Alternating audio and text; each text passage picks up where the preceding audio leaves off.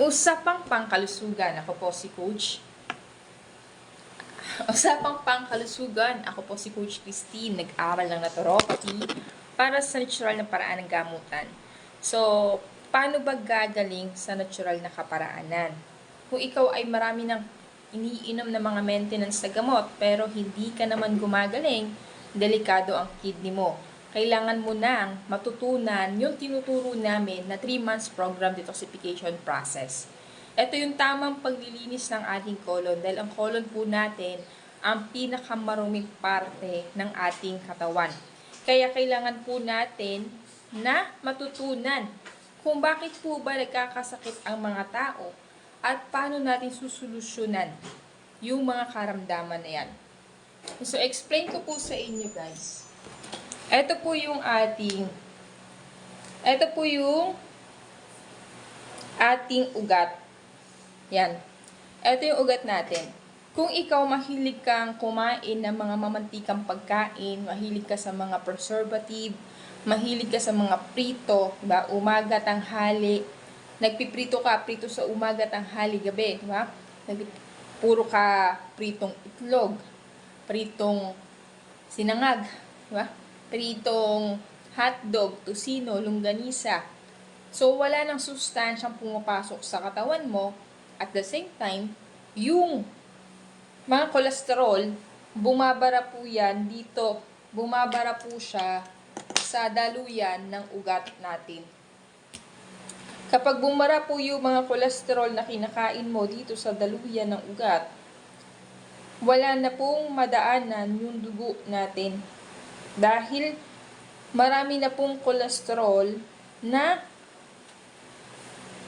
nandoon sa paligid ng ating ugat. So, kapag dumaan yung dugo papunta sa puso, nahihirapan na siyang dumaan papunta dito sa heart natin at sa brain. So, kapag po ito pumutok, yan yung tinatawag na heart attack. Kapag naman pumutok sa brain, yan yung tinatawag na stroke. So, pag pumunta ka sa doktor o hospital, sasabihin sa iyo, ikaw ay mayroong high blood pressure. So, bibigyan ka ng tinatawag na vasodilator. Yung vasodilator, yan ay opener ng ugat. So, iinom ka sa umaga, bubuka. Pagtulog mo sa gabi, liliit. Iinom ka sa umaga, bubuka, liliit, bubuka, liliit, bubuka, liliit. 5 years na, hindi ka pa rin gumagaling. 5 years na, hindi ka pa rin gumagaling. Inom ka ng inom na gamot, pero hindi ka naman gumagaling. 10 years na, hindi ka pa rin gumagaling. Iinom ka sa umaga, bubuka, liliit, bubuka, liliit, bubuka, liliit, bubuka, liliit. Ang tawag sa'yo, bubuka. Bakit? Hindi ka gumagaling.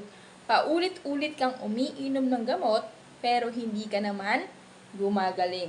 Ngayon, anong side effect ng mga umiinom ng maintenance na gamot sa kanilang sakit na high blood? Bakit nagkaroon ng high blood pressure? Dahil sa kinakain at pinapasok sa katawan na pagkain na mayaman sa kolesterol, mayaman sa preservative, at mga instant na pagkain katulad ng instant noodles, mga dilata, fast food. Ayan yung mga toxin na ipinapasok mo sa iyong katawan. Kaya, after mong uminom ng gamot mo na maintenance para sa high blood, nagkakaroon ng enlargement of heart o yung tinatawag na megalink. So, nagkakaroon ng enlargement of heart. Pagpunta mo sa doktor mo, bibigyan ka na naman ng another synthetic drugs dahil meron ka ng enlargement of heart. Ang side effect pa ng mga umiinom ng maintenance para sa high blood ay nagkakaroon ng constipated. Constipated, hindi sila nakakadumi ng normal. At ano ang mangyayari kapag hindi ka nakakadumi ng normal? Ito po yung ating colon. Ang colon po natin ang pinakamaruming parte ng ating katawan dahil dyan pumapasok yung mga pagkain na kinakain po natin. Tapos hindi ka dudumi araw-araw. Diba? Merong dumudumi 2 times a week or 2 times every 2 weeks. Diba?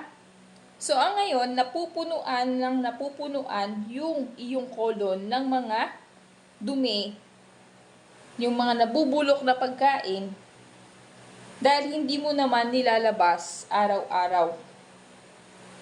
Ayan, napupunuan. Hindi ka naman pwedeng hindi kumain araw-araw dahil magugutom ka.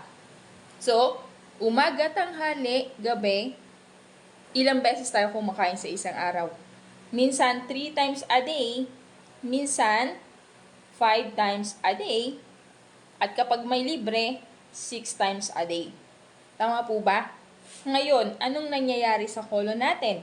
Kapag ang colon po natin ay hindi mo nilinis at hindi ka araw-araw umiinom dahil yan ang side effect ng mga umiinom ng gamot na maintenance para sa kanilang high blood, nagkakaroon po yan ng tinatawag na pecar rubber. Yung mga tumigas na dumi na hindi na ilabas, at dahil may pecar rubber na, nagkakaroon yan ng extra packet. Yung extra packet, diyan pumapasok yung mga pecar rubber at nagiging sanhi ng tinatawag na bukol kapag po yan ay hindi mo inagapan. No? Yan yung tinatawag na colon cancer. Colon cancer po yan. So ngayon po, dahil po dyan sa colon cancer, ano pong nangyari? No? Yan po ay ano pong nangyayari pag may colon cancer? Ang nangyayari po dyan is kailangan po nating ipabiopsy. Pag pinabiopsy po natin, biopsy. Pag nalaman po na mayroong stage 3 or stage 4, pag sinabing stage 3, stage 4, yan po ay mayroon ng pain. Pag may pain na po, ano pong gagawin? Chemotherapy and radiation. Pero yung kilala po natin na politician, nagkaroon ng stage 2 colon cancer. Ano po nangyari? Nagpa-chemotherapy, nagpa-radiation, pero hindi naman po nabuhay. Naging positive. Ibig sabihin hindi nakakatulong dahil kapag po ikaw ay nagpa-chemotherapy, pinapatay niya yung bad cells, pinapatay niya yung good cells. So, ang nararamdaman is nanghihina, bumababa ang immune system, at kapag bumaba ang immune system, ano pong nangyari?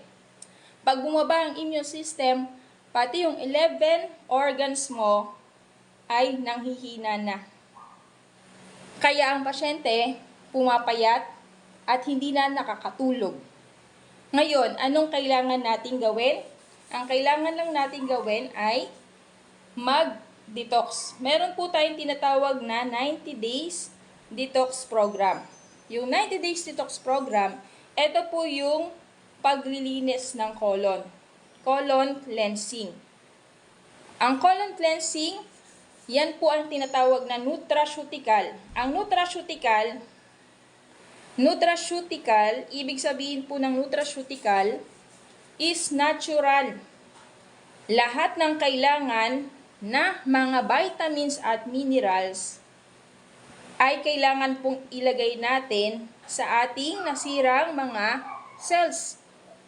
Yung nasira nating mga cells ay muli po yang magre-repair. Pag nag-repair, dun po nagiging okay. Pwedeng matunaw ang bukol sa natural na kaparaanan dahil gagawin po nating alkaline ang ating katawan. Pag alkaline po ang katawan natin, kusang mawawala yung mga bad cells kasi takot sila sa alkaline.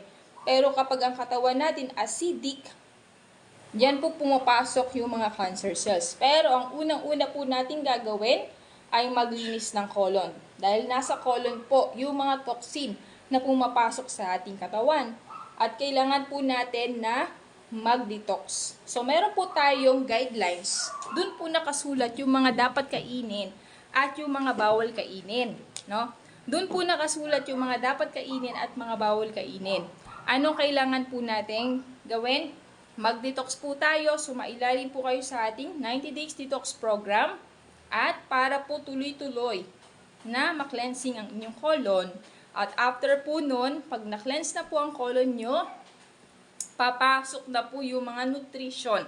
Kasi meron po tayong tamang combination na mga supplement, tamang dosage.